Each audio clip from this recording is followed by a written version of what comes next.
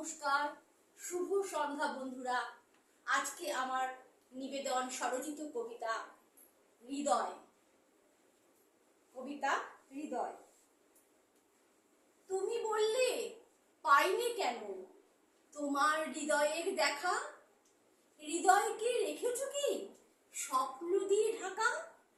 আমি বলি পাবে তুমি, জানো সহজ করে। বৃষ্টির ফোঁটা দেখো ছুঁয়ে আছে হৃদয়ে জুড়ে।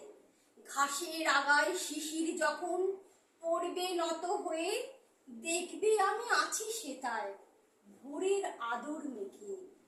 আবার যখন কালো হয়ে ছাইবে আকাশখানা, তখন তুমি দেখবে আমায় মেলেছি আকাশে ডানা।